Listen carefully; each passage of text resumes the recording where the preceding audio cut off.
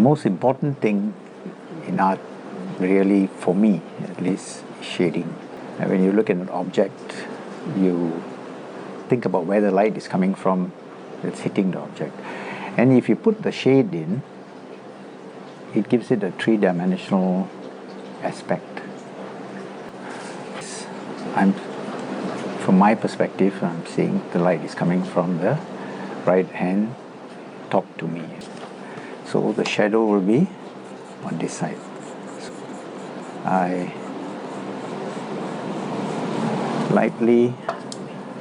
need my reading glasses. Just learn to shade. And second important point, go with the shape.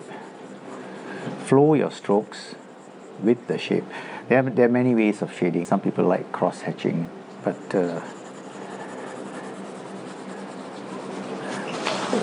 I prefer a bit realistic. I'm going to do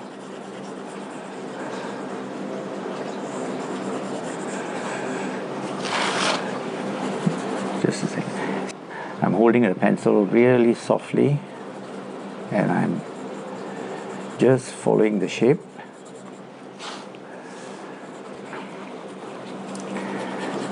As we come out, it gets lighter. Then use your finger, just smudge the shading a bit. Go in. Now, the area towards the edge gets blacker, so you put a bit more pencil on that area. Let's put a bit more, make it more darker. And there you go.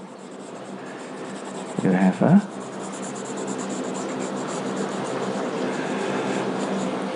smudge it. Make it a bit more realistic. And you have something that, well, looks a bit roundish. Now, of course, let's say this is an object, it's lying on a table. There will be a shadow coming off the object. So, do a little shadow on the table. Remember, it gets darker towards the object. And even darker still under here. Really press down a bit. And then you can smudge it. Now, smudge it according to the shape. If you're smudging this thing, you're going round. If you're smudging this shadow, you're going that way. So underneath here, it's really black.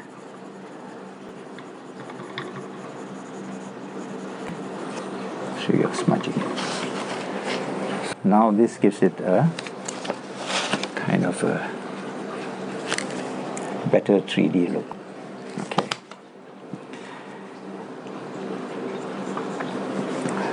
That's why you need rubber. It's not quite meeting here, so I just this rubber is not that good.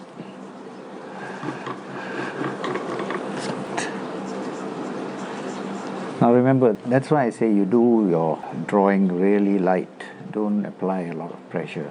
And I like to play with this round shape sometimes. So if you come to my class, I'd say, let's make this into an apple. So an apple would have a little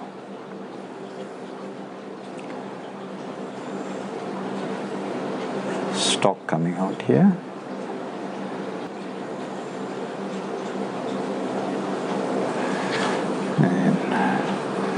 Rub that. We need a better rubber.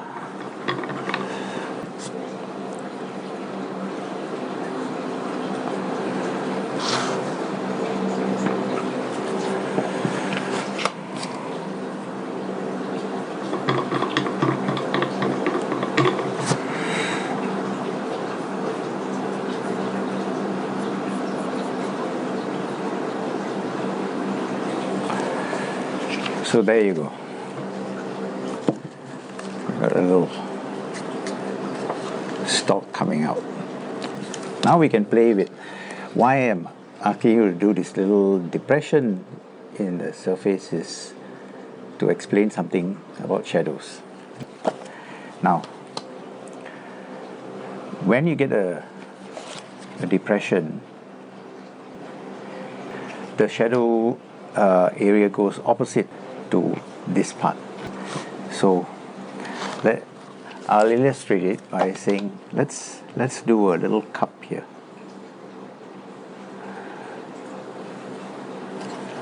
I'll draw a little cup. So where's the shadow on this cup? It's on this side.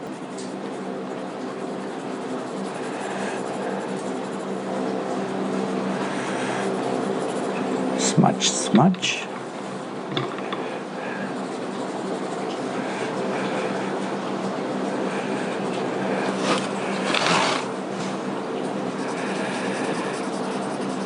And there, don't feel shy about turning the paper around. So light coming from this side, shadows on this side, smudge, and of course there's a little shadow on the table. That's it. Now, how is the shadow inside the cup? It will be on this side.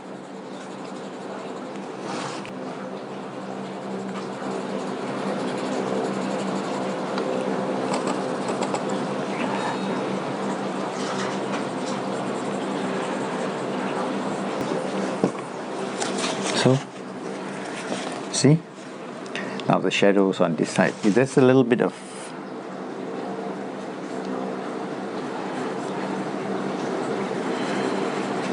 can even make a little bit of liquid on that cup.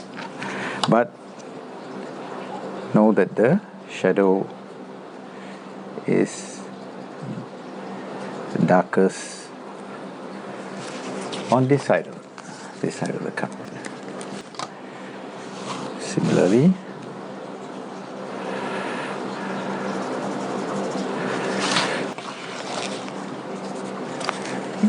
now, given that we can play with the shadows here,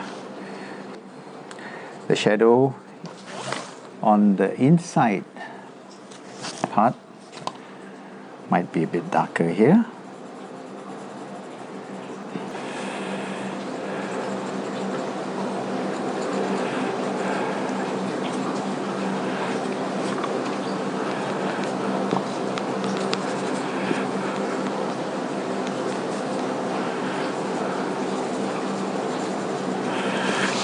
And on this side, now notice that I'm following the stalk as it goes out. Be also darker on this side, and the stalk will be casting a little bit of shadow. Your shadow is mostly on this side, right? On this side, on the other side of the stalk, and that side, right?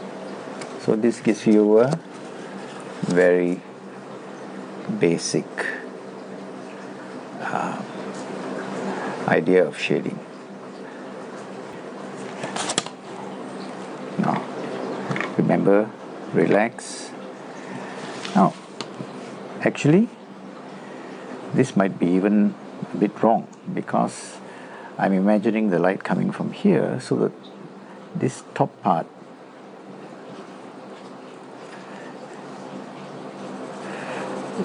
might be more lighted, and this